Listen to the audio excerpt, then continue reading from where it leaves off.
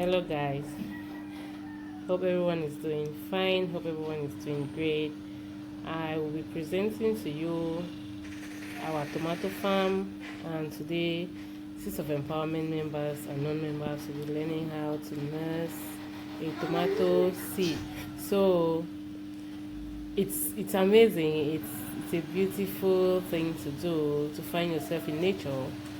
I will not be saying it, I will not be explaining.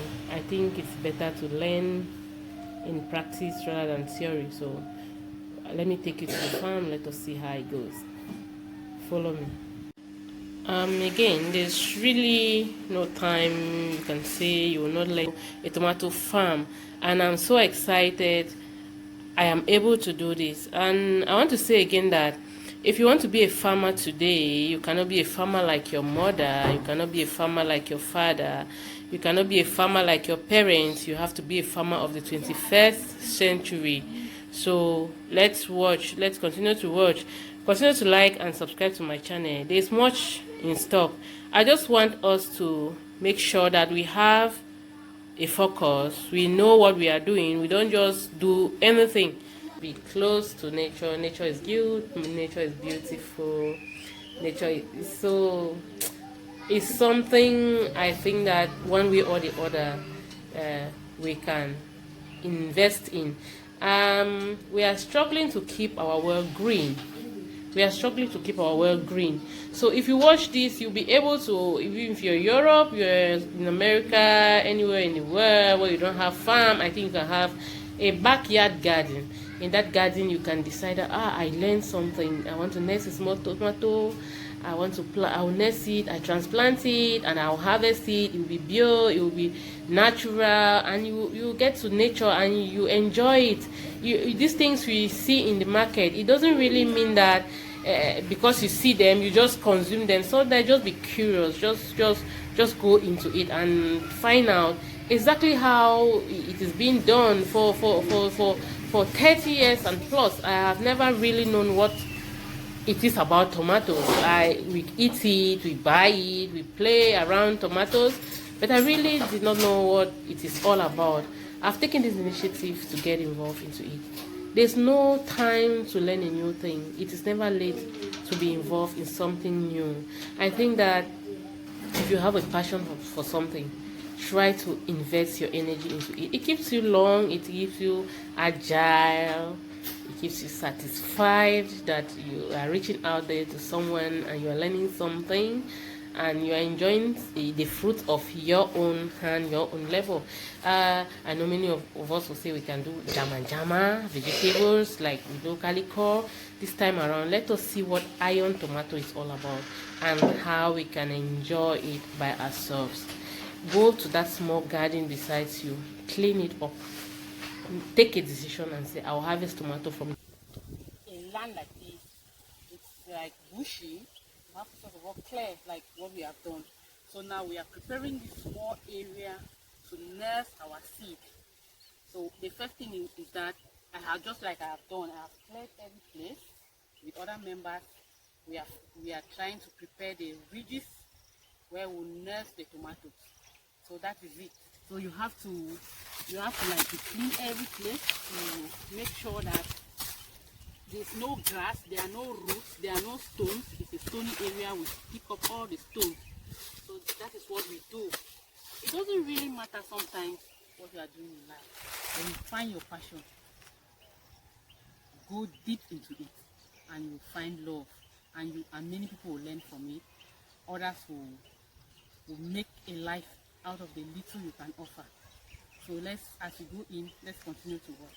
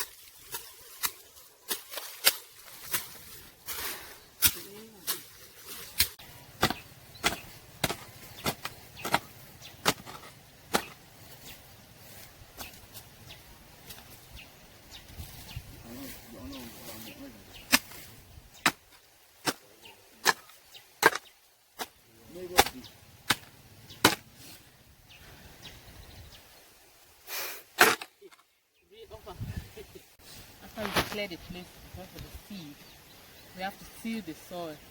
You till the soil, make the soil into ridges, and you make sure that you select everything that can handicap the growth of the seed, like stones, roots.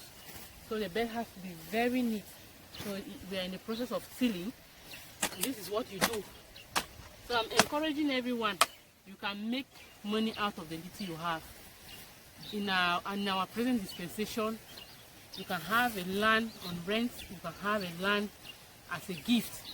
You can also have a land as an offer to do something very small that can impact the life of another person. So it is not always good to keep complaining. Let us do something to improve our situation. I will say that even if you are a civil servant, even if you are working, the soil does not fail. Any other thing can fail you, but the soil will not fail you. So I encourage everyone to go back to their roots.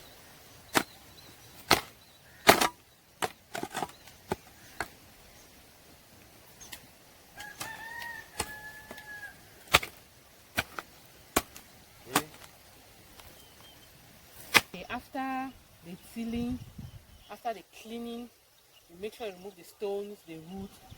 Now the ridges are neatly placed. Now you apply your manure.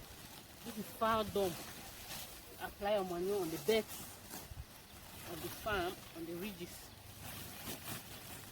This is to prompt the growth of the seed. This is what we do. These are foul droppings. There are other type of manure that you can use, like the pig droppings, any kind of animal dropping. This is natural. So this is what we do. Really? Immediately after the application of the manure, you have to mix. Applying the manure on the beds, on the ridges. We do this. We mix it up. You make sure you protect your hands because there can be some elements of broken bottles, hard stone that can wound you, that can give you an injury. So what you do is you mix exactly what I'm doing. This is what you do before applying the seeds. As you can see, I'm doing the mixing, and as you mix, whatever obstacle you see, like stones, you take it out. We don't want to deter the growth of our seed. This is an exhibition farm, and we expect the products to be wonderful. We expect the yield to be really huge.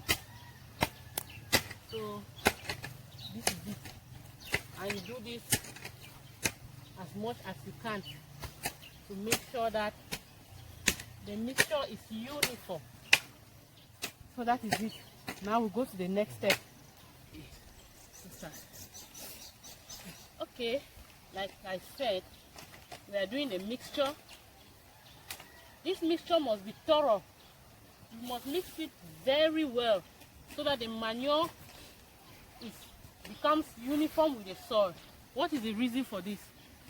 It is because if you don't do this and the manure comes in contact with water, it will generate a lot of heat that will instead kill the seed instead of promoting growth.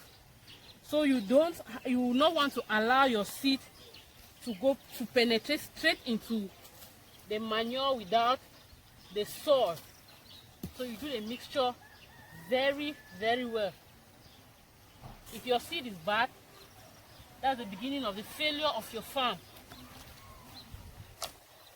This is what we do.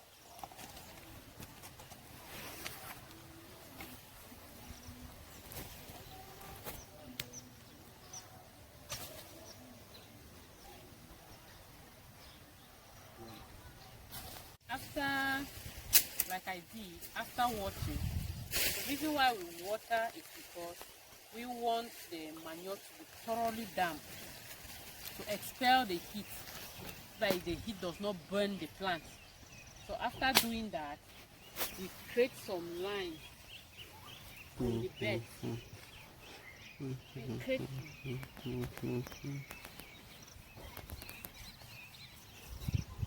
We use a stick of this nature to create lines on the bed.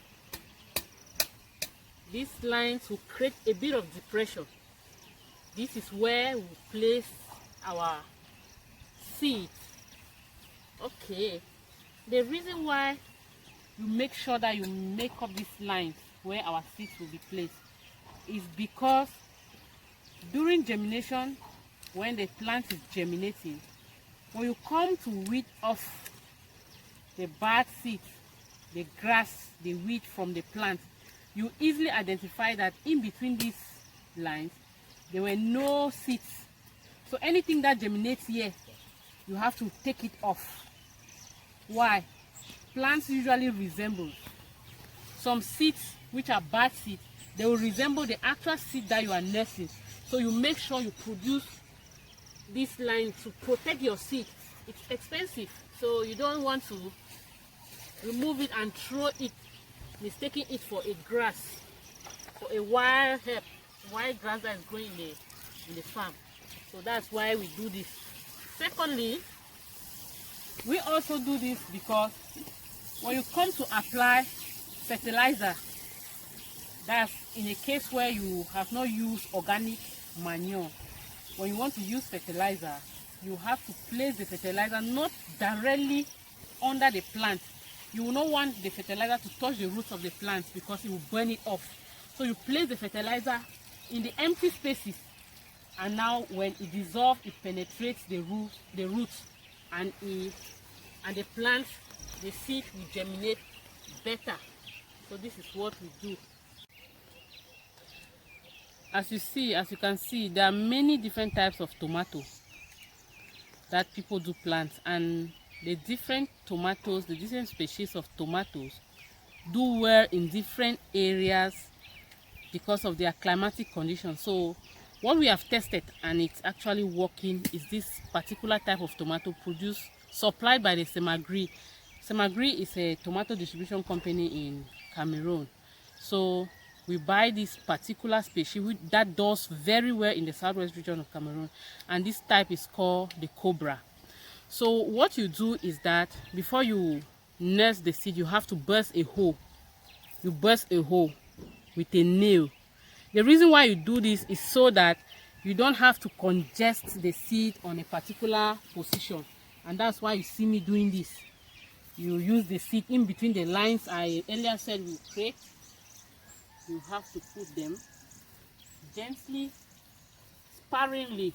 Also, you don't want to mix it, you don't want to pack them on the same spot. That's why we are doing this. And remember that if we do not use the nail to burst the hole, we won't get this particular sparing nature of the seed that we are having right now. So this is what we do. I can't go further. That's why you have to create the beds not too big. The ridges must not be very big, so that you are able to go round even during weeding. You are able to go round without climbing on the bed, on the ridges. This is what we do.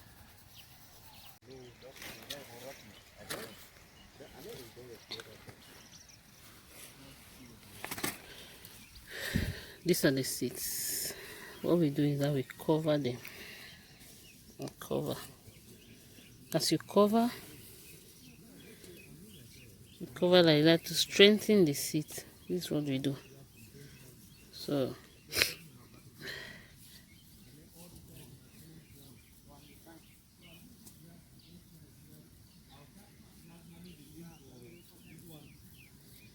after you do this, the next thing is you cut some leaves, plantain leaves, and you cover. This covering is to generate some heat that can boost growth of the seed. So this is what we do. So now these are the beds. So continue to watch and learn. Our channel is learning. Seeds of Empowerment trains you. It teaches you a lot of things you don't imagine that you can do. With Seeds of Empowerment, you'll be able to do them. This is it. The ground never fails. We are doing this not for home consumption.